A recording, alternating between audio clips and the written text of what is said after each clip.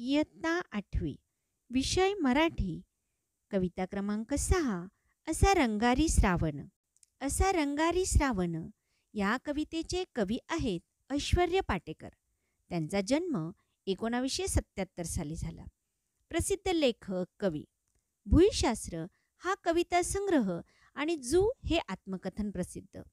भुईशास्त्र ह्या कविता संग्रहाला दिल्लीच्या भारतीय साहित्य अकादमीचा पहिलाच राष्ट्रीय साहित्य अकादमी युवा पुरस्कार यासह अन्य अनेक पुरस्कारही प्राप्त झाले आहेत.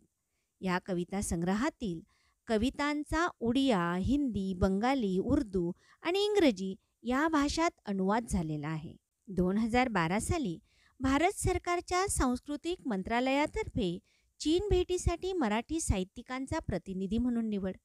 कवितारती, अनुष्टुभ, साधना, किशोर यासारख्या विविध नियतकालिकांतून कविता, कथा प्रसिद्ध झाल्या आहेत.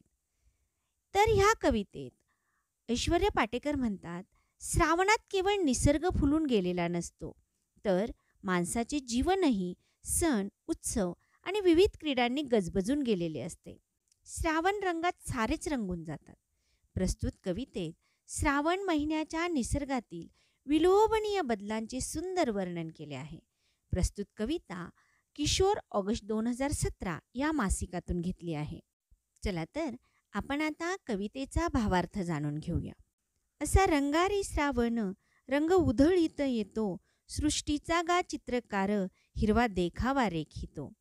श्रावण महिन्यात निसर्गातील विलोभनीय व मनोहर दृश्यांचे वर्णन करताना कवी म्हणतात, श्रावण हा रंगांचा जादूगार आहे.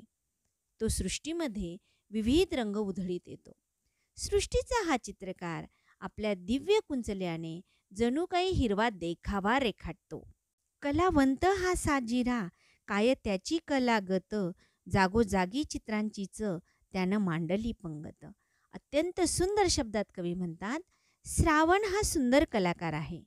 त्याची किमया काय सांगावी. हा किमयागार अजब आहे. जागोजागी निसर्गात जणू त्याने चित्रांचीच रांग मांडली आहे. सर्वत्र पंक्तीत बसलेली चित्रे आहेत असं वर्णन कवी करतात. पुढे कवी म्हणतात, नाचे दरी डोंगरात, झिम्मा खेळतो नदीशी, रिम झिम पहाडीचं गाणं बोलतो झाडांशी. अत्यंत सुंदर शब्दात कवी म्हणतात, हा श्रावण दरी खोऱ्यात, डोंगरात नाचतो. म्हणजे श्रावणात जो पाऊस येतो त्याच्यातून अनेक छोटे मोठे धबधबे तयार होत असतात. म्हणून अत्यंत समर्पक शब्दात कवी पुढे म्हणतात, नदीबरोबर झिम्मा खेळतो, रिमझिम सरींचे मधुर गाणे तो झाडांशी बोलतो. वेण्या गुंफी तो वेलींच्या, वेली लाजल्या लाजल्या, पाना फुलांचे पातळ थेंबा थेंबांनी सजल्या. किती सुंदर वर्णन केलेलं आहे. कवी म्हणतात, वेलींच्या तो जेव्हा वेण्या घालतो तेव्हा वेली लाजून चूर चूर होतात. श्रावणात अनेक वेली तयार होतात. त्या वेली एकात एक गुंफत चालतात. त्यामुळे कवी म्हणतात की हा श्रावण जेव्हा वेलींच्या वेण्या घालतो तेव्हा ह्या वेली खूप लाजतात आणि त्यानंतर वेली मग पाना फुलांचे पातळ नेसून थेंब ठसून सजतात, नटतात. म्हणजे पाण्याचे जे थेंब असतात पाना फुलांवर त्याचं जणू काही एक सुंदर पातळ तयार होतं आणि ह्या वेली नटलेल्या दिसतात. झुले पोरींना झुलाया, असे टांगतो झाडाला, देतो झुलता झुलता लय पोरींच्या गाण्याला. श्रावण महिना आला की अनेक सण त्याच्या पाठोपाठ येत असतात. तर हा श्रावण पोरीबाळींना झोका घेण्यासाठी झाडांना झुले टांगतो, त्यांना झोके देतो आणि झुलवता झुलवता मुलींच्या गाण्यांना एक नादमय लय देतो. पोरांमध्ये खेळायला होतो श्रावण खेळगा, दही हंडीच्या संगती चिंब गोपाळ अवघा. ज्याप्रमाणे पंचमीच्या सणाला मुलींना झोका हा बांधतो, त्याचप्रमाणे लहान मुलांच्या खेळात श्रावण त्यांचा सवंगडी होतो आणि दहीहंडीच्या काल्यात त्यांच्या संगे प्रेमाने संपूर्ण चिंब भिजलेला जणू काही बाळकृष्णच होतो. म्हणजे श्रावणात येणाऱ्या सर्व सणांचे वर्णन कवीने अत्यंत समर्पक शब्दात केलेले आहे. कवितेत पुढे कवी म्हणतात, पावसाचं घर कसं लख उन्हात बांधतो, खोडी काढून खट्याळ झाडा आड तो लपतो. बघा, शुभ्र उन्हात तो पावसाचे घर बांधतो आणि खोडकर श्रावण पावसाची खोड काढून मस्करी करून झाडामागे लपतो. असं का म्हटलेलं आहे कवीने? कारण श्रावणात कधी ऊन तर कधी पाऊस असा लपंडाव चालू असतो. म्हणून सुंदर ओळीत कवीने हे वर्णन केलेले आहे. इंद्रधनुष्याचा बांध असा नभाला घालतो, रंगीबेरंगी फुलांची नक्षी रानात गोंदतो. कवी म्हणतात, आकाशाच्या अफाट निळाईत श्रावण इंद्रधनुष्याचा सप्तरंगी बांध घालतो. रंगीबेरंगी फुलांची नक्षी हिरव्या रानात सजवतो, ठसवतो. असा रंगारी श्रावण रंग उधळीत येतो, हिरव्या सृष्टीच्या मळ्यात खोपा करून राहतो. शेवटी कवी अत्यंत सुंदर शब्दात सांगतात की असा हा कलावंत रंगारी श्रावण, हा श्रावण रंग उधळीत फिरतो आणि हिरव्या निसर्गाच्या मळ्यात जणू आपला खोपा, आपले घरटे बांधून राहतो. चला तर आता आपण कवितेवर आधारित स्वाध्याय अभ्यासूया. प्रश्न पहिला, खालील चौकटी पूर्ण करा. कवीने श्रावण महिन्याला दिलेली नावे. कवीने श्रावण महिन्याला रंगारी, खेळगा, गोपाळ अशी नावे दिली आहेत. प्रश्न दुसरा, प्रश्न तयार करा. अ. श्रावण हे उत्तर येईल असा प्रश्न तयार करा. प्रश्न तयार होईल, रंग उधळीत येणारा रंगारी कोण? आ. इंद्रधनुष्याचा बांध हे उत्तर येईल असा प्रश्न तयार करा. तर प्रश्न तयार होईल, श्रावणाने नभाला काय घातला आहे?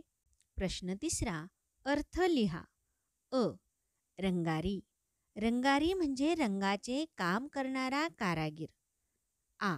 सृष्टी. सृष्टी म्हणजे निसर्ग. ई. झुला. झुला म्हणजे झोका किंवा हिंदोळा. ई. खेळगा. खेळगा म्हणजे खेळगडी किंवा सवंगडी. प्रश्न चौथा, आकृती पूर्ण करा. श्रावण महिन्याची विविध रूपे. चला तर आपण श्रावण महिन्याची विविध रूपे बघूया. सृष्टीचा हिरवा देखावा, चित्रांची मांडलेली पंगत, रिमझिम सरींचे गाणे, पाना फुलांचे पातळ व फुलांची नक्षी. प्रश्न पाचवा, स्वमत. अ. जागोजागी चित्रांचीच त्यानं मांडली पंगत या ओळीतील कवीची कल्पना तुमच्या शब्दात स्पष्ट करा. उत्तर, श्रावण हा सृष्टीला रंगवणारा कुशल चित्रकार आहे. त्याच्या रिमझिम पावसामुळे डोंगर हिरवेगार होतात, झाडे तजेलदार होतात आणि धरतीवर हिरवी मखमल अंथरल्यासारखी वाटते. आकाशात इंद्रधनुष्य फुलते. उन्हामुळे पाना फुलांचा रंग खुलतो. कवीने श्रावणाचे रंगसंपन्न वर्णन असा रंगारी श्रावण या कवितेत केले आहे. म्हणून कवींनी अशी कल्पना केली आहे की जणू श्रावण हा थोर कसबी चित्रकार आहे आणि सृष्टीमध्ये जागोजागी त्याने वेगवेगळ्या चित्रांची पंगत मांडली आहे. आ. नागपंचमी आणि गोकुळाष्टमी या सणांचा कवितेतून व्यक्त होणारा संदर्भ तुमच्या शब्दात लिहा. उत्तर, श्रावण महिन्यात साजऱ्या होणाऱ्या नागपंचमी आणि गोकुळाष्टमी या सणांचा सुंदर उल्लेख कवींनी आपल्या कवितेत केला आहे. नागपंचमीला मुली झुल्यावर बसून चल ग सये वारुळाला अशी गाणी गातात आणि श्रावण त्यांचं गाणं लयदार करत त्यांना झुलवतो.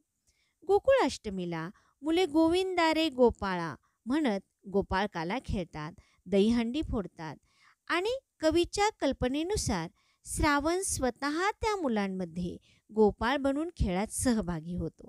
अशा प्रकारे श्रावण सणांमध्ये जिवंतपणे सहभागी होणारा ऋतू म्हणून चित्रित केला आहे. ई. कवितेतून व्यक्त झालेला रंगारी श्रावण तुम्हाला का आवडला ते तुमच्या शब्दात सांगा. उत्तर, श्रावण हा निसर्गाचा अवखळ, खट्याळ आणि कुशल चित्रकार आहे. कवींनी त्याला रंगारी म्हटले आहे कारण तो सृष्टीला हिरवागार रंगात रंगवतो. तो डोंगर दऱ्यात नाचतो, नदीशी खेळतो, झाडांना रिमझिम सरींचे गाणे ऐकवतो, वेलींना पाना फुलांचे पातळ नेसवतो, मुलींच्या झुल्यावरच्या गाण्यांना लय देतो आणि दहीहंडीमध्ये गोपाळ बनून सहभागी होतो. आकाशात इंद्रधनुष्य रेखाटतो, रानात फुलांची नक्षी काढतो, शेवटी हिरव्या मळ्यात घर करून राहतो. असा हा रंगांचा जादूगार श्रावण मला फार आवडतो. खेळूया शब्दांशी. कवितेतील यमक जुळणाऱ्या शब्दांच्या जोड्या लिहा. 1. नदीशी, झाडांशी. 2. लाजल्या, सजल्या. 3. झाडाला, गाण्याला. 4. बांधतो, लपतो. चला संवाद लिहूया. झोका व झाड या दोघांमधील संवादाची कल्पना करून संवाद लेखन करा. झोका म्हणाला, तुझ्या फांदीला बघ, झुला मी बांधला आहे. झाड म्हणाले, पण लक्षात घे, माझी फांदीच आहे एक सुंदर झुला. झोका म्हणाला, खाली वर, वर खाली, मी किती मजेत झुलतो.